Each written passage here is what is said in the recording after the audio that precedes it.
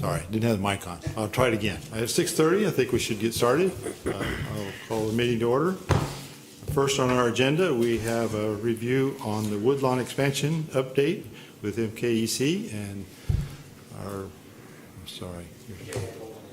Jay Eckelman is here to present where we are on the Woodlawn project. Thank you. Thank you for having me, and I will apologize in advance. I wear glasses, but if I wear glasses with the mask, I'm still trying to figure out how everything should go. So I'm taking the glasses off because I don't want to take the mask off, and so I can still see pretty well, and I think I'll be able to see the PowerPoint to go over.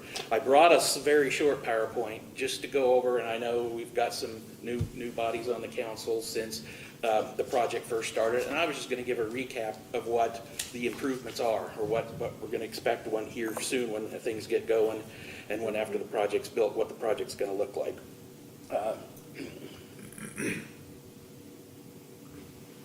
And just as far as an orientation to get started here, basically we're going from south on the left side to the north on the right side. When we get to the edge right here, we're coming back down and it glues into that edge there and continues on, and then it'll go on to the next sheet. What I am showing right here, this is the south end of the project. This is 37th Street going this way, and our project will start right on the north edge of that existing 37th Street intersection. That'll be nice. We're staying out of this intersection, so the congestion in that intersection during all the traffic control and during construction won't be so bad. We show some sidewalk right here. What we call those are slip ramps. We've got the bike paths, the bike lanes on 37th Street. This will now allow those bike lanes to have a way for the bikes to get off and then cross in the crosswalk in the intersection and then continue on. One feature that we added to the projects at the very beginning was we have a 10-foot what's called a shared use path, which is a bike path and a pedestrian walking path on the right side. One of the things we worked on during the project was which side to put that on, and both the engineers, the politicians, and the public all agreed that the east side was the side to go on. So that path we show winding, and it does have to wind in to miss certain things, missing utilities and such. In general, we've got a nice path that someone can ride on there without too sharp of turns. We have a sidewalk we're also adding on the east side, so all along Woodlawn from the beginning of the project to the end, we will have a 6-foot sidewalk on the east side of the street as well. One thing with the sidewalks, and you can see that on some of these on side streets as we go through, we're not just adding the sidewalk along Woodlawn, but we're connecting that sidewalk into existing sidewalks on all the side street and connecting it into sidewalks at the park.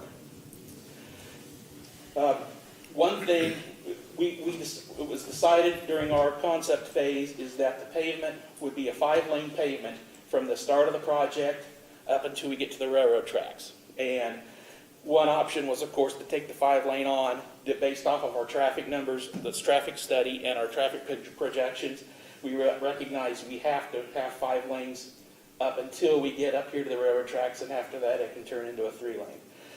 About the 5-lane, we will match up with the lane configuration on the south side of 37th Street. Right now, one of those lanes ends. The city of Wichita, we're not doing it as part of our project, but Wichita can come in now after we're done, and basically they'll have 2 northbound lanes that continue on into the project.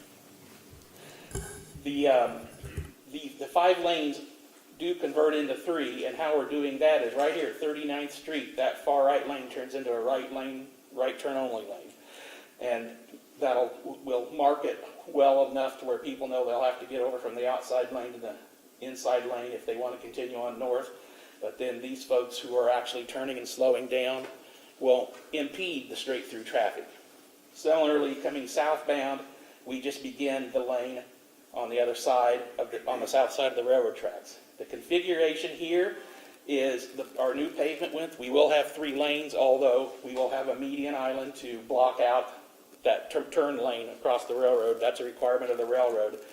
But our pavement width is exactly the same as the pavement, the 2 lanes plus shoulders are today. And talking to the railroad, it was their belief that they moved these signals back in the past at some point for a 3-lane pavement, and we're matching that, and that's what they want.